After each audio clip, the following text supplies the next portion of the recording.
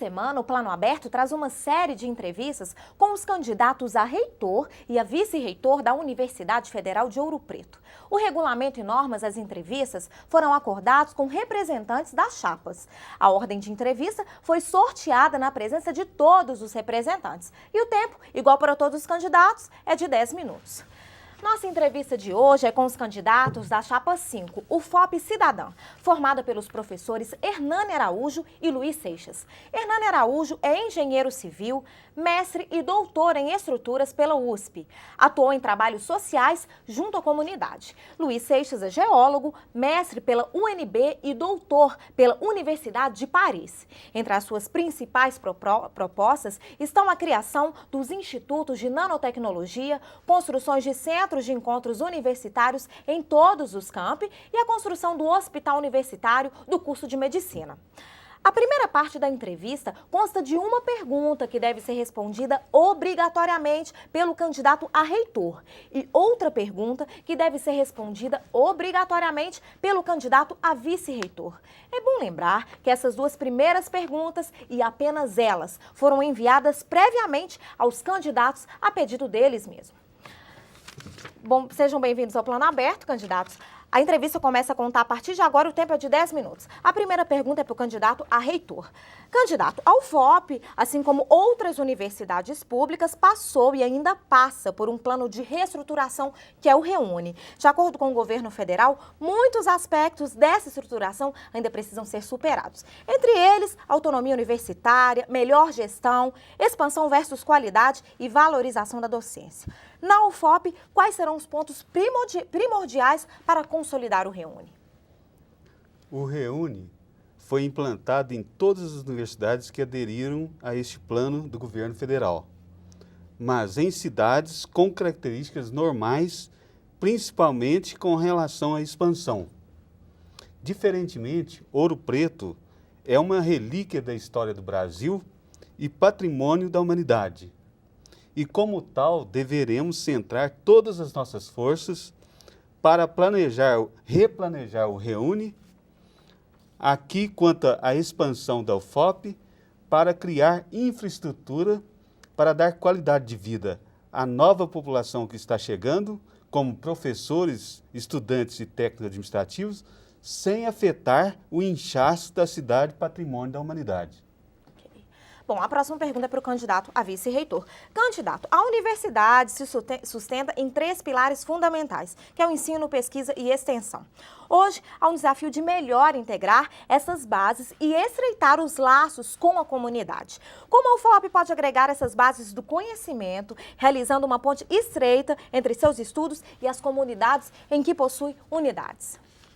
Eu acho que nós achamos que é importante que aproveitar essa janela de expansão da universidade, de novos quadros, de renovação dos quadros, para que todo mundo possa entender bem esses conceitos de ensino, pesquisa e extensão, que não são conceitos caídos do céu. Isso é uma conquista da sociedade. A universidade é um patrimônio público, nós somos uma universidade pública, o caráter público da universidade e esse retorno que a comunidade, que a universidade precisa dar ou deveria dar à comunidade.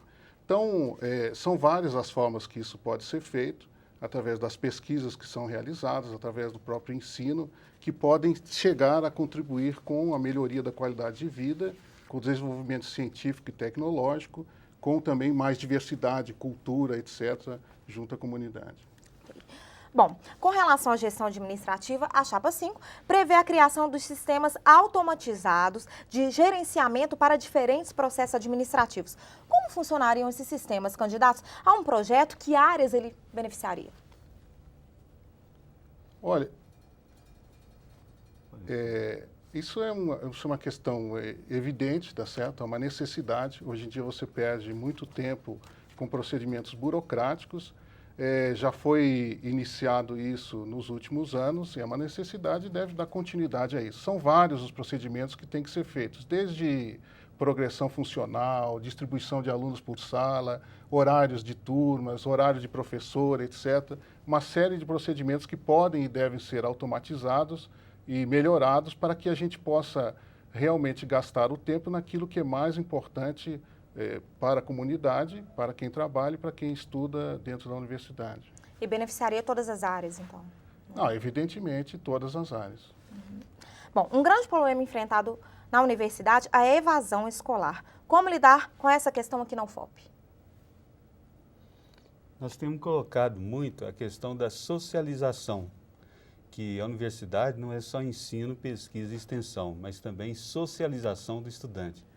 Então, o estudante, ele tem que encontrar dentro da universidade um meio em que ele participe da vida ativa, se socialize, não somente entre os estudantes, mas também com a comunidade local.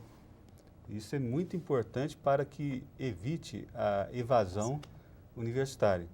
Exatamente a socialização e, com isso, em consequência, a extensão, porque o aluno participando da vida social da cidade, ele se integra a esse meio e evita o problema da evasão. Essa é uma das saídas, participar ativamente da cidade, da sua característica cultural, principalmente a sua característica cultural. Okay. Bom, a Chapa 5 fala da possibilidade de valorizar e expandir o ambiente destinado às bibliotecas. Vocês falam também na possibilidade de bibliotecas centrais, né? Quais seriam as ações mais urgentes a serem realizadas em relação às bibliotecas da UFOP em todos os campi?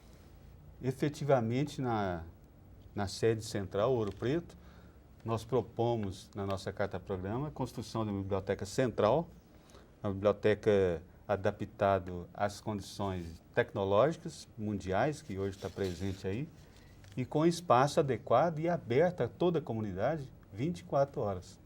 Ok. Bom, a integração dos módulos de ensino presencial e à distância, de acordo com a Chapa, é uma necessidade na UFOP, né? Que ações seriam aplicadas em curto ou a longo prazo para que isso se efetive? E quais as consequências para o ensino como um todo dessa integração, candidatos? Nós achamos que o ensino à distância ele é fundamental, ele tem que ser ampliado. Tem que ser ampliado e talvez até implementado novas ações para o ensino à distância. O ensino à distância, ele pode ser também aproveitado as questões presenciais, por exemplo, as questões de laboratórios, e também achamos que o ensino à distância ele deve ser ampliado para regiões mais pobres do nosso país, que são mais carentes, né? Principalmente a região do Nordeste. Então, eu acho que o ensino à distância ele tem que ser ampliado para regiões mais pobres. Okay. Bom, quais são as ações que a Chapa propõe para a divulgação da produção científica aqui na universidade?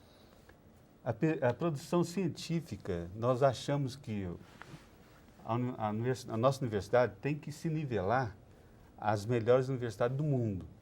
Não é somente do Brasil, não, do mundo. E para isso nós estamos propondo os institutos, a criação de 2 institutos, o Instituto de Nanotecnologia dos Materiais e de Nanotecnologia dos Medicamentos. E dessa maneira, Ouro Preto vai realmente se nivelar às melhores universidades do mundo. Bom, como aliar pesquisa ao mercado produtivo? No plano de gestão de vocês, há uma preocupação em aproximar a produção científica e a indústria, né? Como isso pode ser feito aqui na UFOP? Através dessas propostas nossas de criação de institutos, muita coisa vai desencadear em termos de produção empresarial. Por exemplo, o telespectador deve estar vendo no meu corpo aqui uma blusa que aparentemente é de couro, mas não é de couro.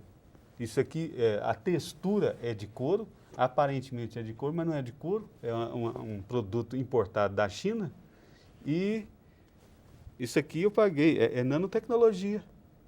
Isso é nanotecnologia dos materiais. Então, muita gente é enganada achando que está comprando uma blusa de couro, mas que imita muito bem o couro e tem qualidade de couro. Mas não é couro, isso é nanotecnologia. Então, nós podemos alimentar essas indústrias brasileiras para a produção de produtos nas empresas nacionais, com tecnologia brasileira. Bom, vocês propõem também a criação do Instituto Cultural da Escola de Minas e o Instituto Cultural da Escola de Farmácia. Como funcionaria e qual que é a viabilidade desse projeto hoje?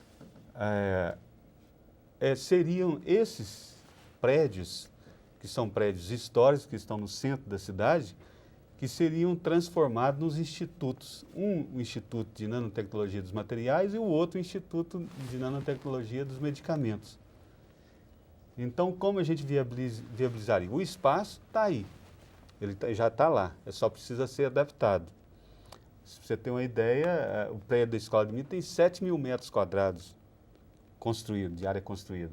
Então, basta fazer as adaptações e ali colocar pesquisadores de ponta, trazer pesquisadores do exterior ou mesmo brasileiros que estejam ali prontos para pesquisar as nossas propostas, que é a nanotecnologia. E agora, a viabilização financeira disso, a gente poderia buscar, por exemplo, através do Ministério de Ciência e Tecnologia. É um dos setores que a gente já tem contato, Ministério da Ciência e da Tecnologia. Mas existem outros parceiros que a gente pode buscar, por exemplo, a Petrobras, por exemplo, o Ministério da Educação e assim por diante, o Ministério da Saúde. Então, tem como buscar esses recursos. Nós temos esses caminhos. Ok. Bom, nosso tempo já está terminando. Obrigado pela participação aqui no Plano Aberto. Bom, o Plano Aberto de hoje fica por aqui. No programa de amanhã, a gente vai conversar com os candidatos da Chapa 2, Marcelo Eustáquio Silva e Guilherme Pauliello. Obrigada pela sua companhia e até amanhã.